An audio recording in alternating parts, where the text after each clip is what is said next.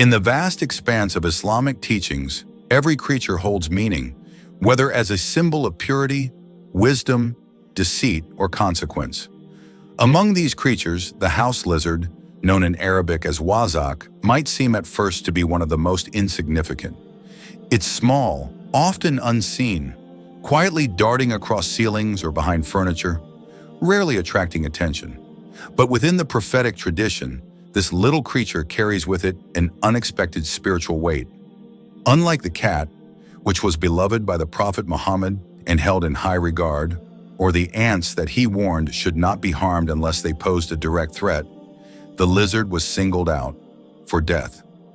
The Prophet Muhammad gave a specific command: kill the lizard, not just as a casual comment, but as an emphasized directive, repeated in multiple authentic hadith. He even promised reward based on how swiftly one could execute the task. At first glance, this may seem harsh or even perplexing. Why would a religion of mercy that emphasizes compassion to animals place such a burden on a small reptile? What had the lizard done to earn this unique status among all other creatures? The answer doesn't lie in its biology, but in its history, a history deeply entwined with the legacy of a different prophet, one whose story is told in the Quran with fire, defiance, and the ultimate test of faith. Ibrahim, upon him be peace. To understand the deeper spiritual reasoning behind the prophet's command, we must journey back thousands of years before his time, to the age of Ibrahim, the friend of Allah, the symbol of monotheism. Ibrahim stood as a lone voice in a sea of idolatry. He broke the idols, spoke against tyranny, and called people to the worship of the one true God. For his courage, he was hated by the powerful. King Nimrod, enraged by Ibrahim's rebellion, decided to make an example of him. A massive fire was prepared, so large, so hot, that even the people couldn't approach it. They used a catapult to hurl Ibrahim into its flaming heart. But during this pivotal moment, something extraordinary happened. As angels watched and the creation witnessed this injustice, the creatures of the earth were stirred. According to a hadith reported in both Sahih Bukhari and Sahih Muslim, the Prophet Muhammad narrated a detail lost in time, preserved only by divine revelation.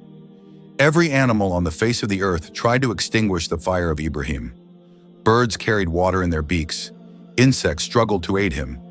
Even creatures without reason or understanding were moved by his innocence and the cruelty he faced. All except one, the house lizard. The Prophet, peace be upon him, said, "It used to blow on the fire of Ibrahim." That tiny lizard, unnoticed and seemingly irrelevant, took a side, and it chose the side of oppression. It didn't merely stay neutral or walk away. It didn't ignore the fire. It actively tried to make it worse. It huffed its small breath towards the flames, attempting to fuel the fire and intensify Ibrahim's torment. Imagine that. While all others worked to cool the blaze, this one creature tried to make it hotter. The symbolism is stunning. The lizard wasn't just aiding the enemy of God. It was standing in defiance of truth, of mercy, of justice. In that moment, the lizard represented the worst kind of betrayal, the one that comes not from strength, but from malice hidden in insignificance. It is this very action that earned the lizard its status in Islamic tradition. The Prophet, by divine inspiration, saw its behavior not just as a historical curiosity, but as a sign, a lesson.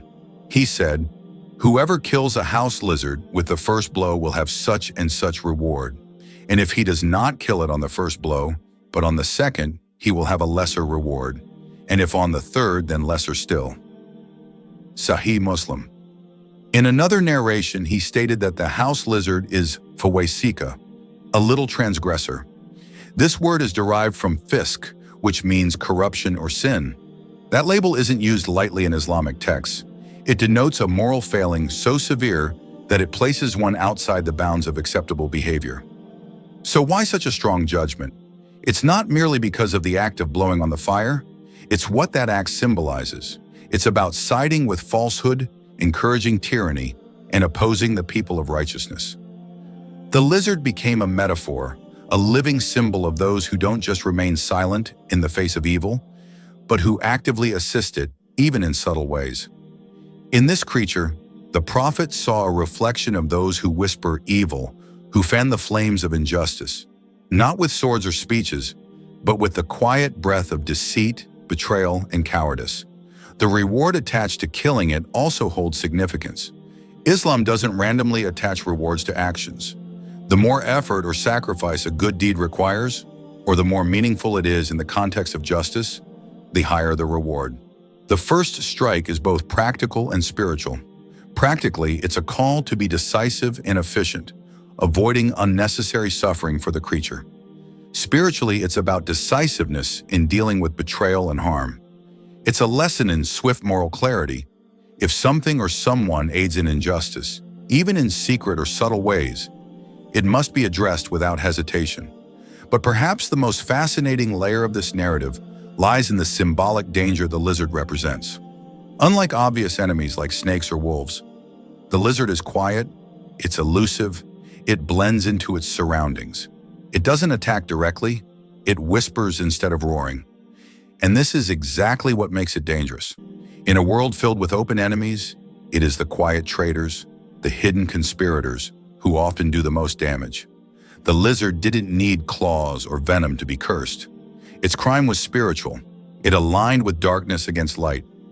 This is why the Prophet, peace be upon him, did not simply warn against the lizard, but emphasized its active removal from our spaces. He wanted believers to internalize the lesson. It's not enough to avoid evil. You must also remove its supporters, even when they come in the form of a creature small, seemingly harmless, and hiding in the shadows. The lizard, in this view, is a warning against the passive bystanders of tyranny and the secret enablers of oppression. Even more so, the command is a subtle directive to cleanse one's surroundings, not just from physical impurities, but from moral and spiritual contamination.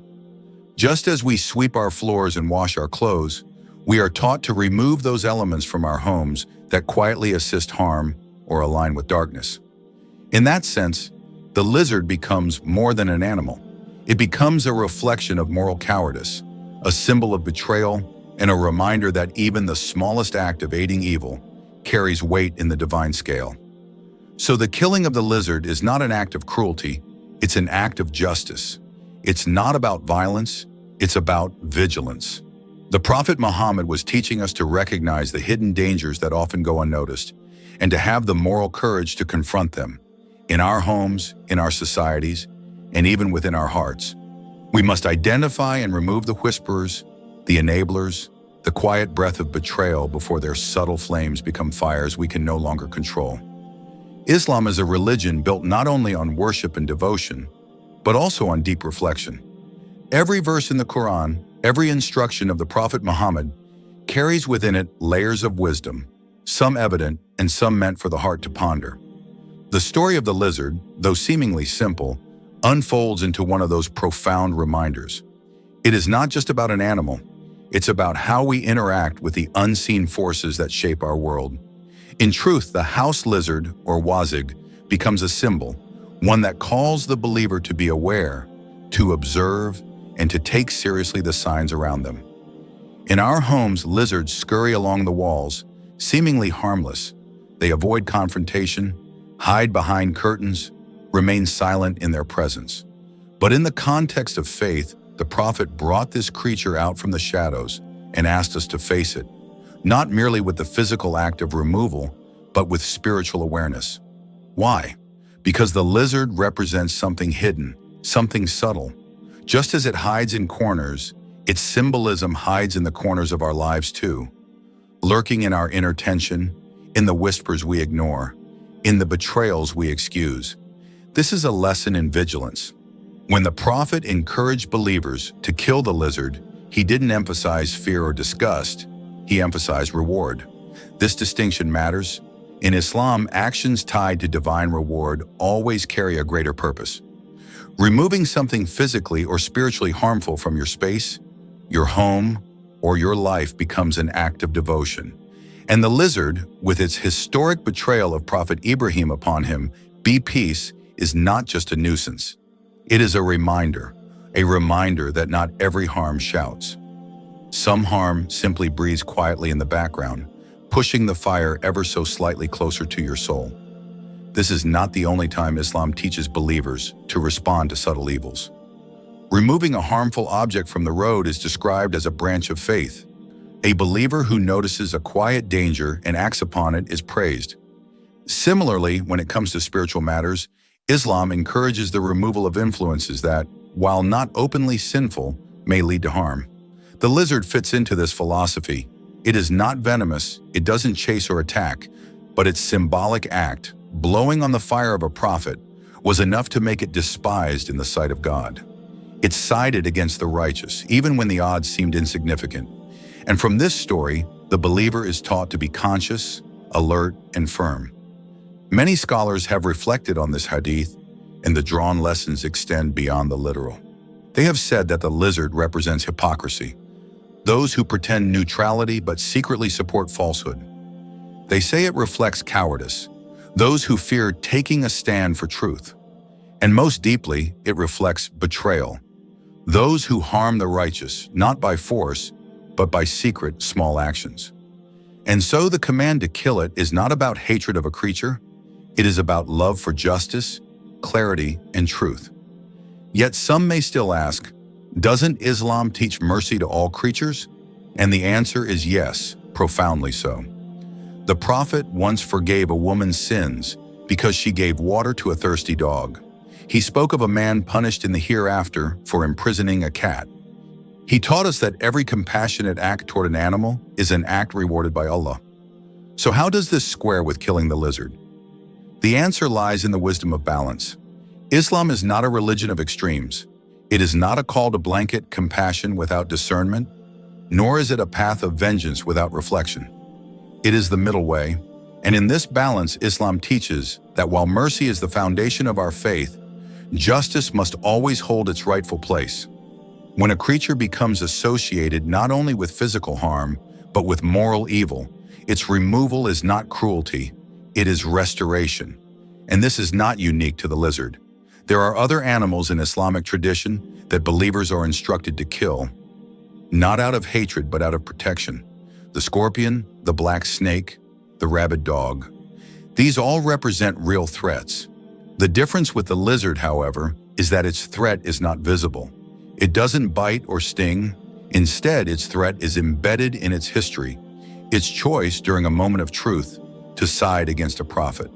Here lies the profound wisdom. Islam doesn't only ask us to protect our bodies from harm, it asks us to guard our souls. And the greatest threats to the soul are often not the loud ones, but the quiet ones. Gossip, envy, betrayal, hypocrisy. These aren't always shouted from rooftops. They whisper, they blow softly, like the breath of a lizard over a fire. And just as those whispers can destroy relationships, communities, and even faith itself, the Prophet taught us to address them decisively, clearly, and with purpose. So when the Prophet instructed us to kill the lizard and promised reward based on how swiftly we do it, it was a layered lesson. On the surface, it's about a reptile, but within, it's about the importance of recognizing the quiet enemies of righteousness and acting upon that recognition.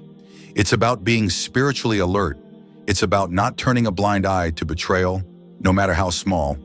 It's about aligning our hearts with the Prophet's peace be upon him, standing where they stood and refusing to be neutral in moments that demand truth.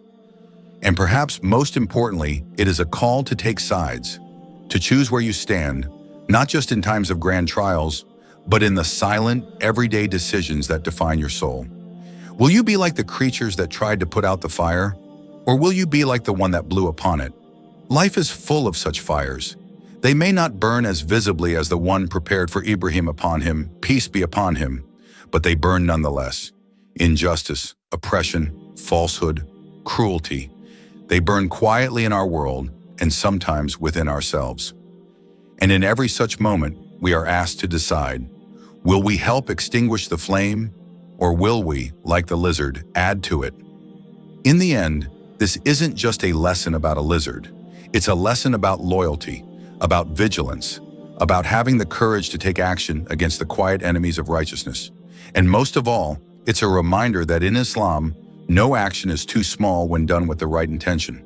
Even the killing of a tiny creature, when tied to truth, justice, and the legacy of the prophets can become a deed of immense reward. May we always stand with the righteous.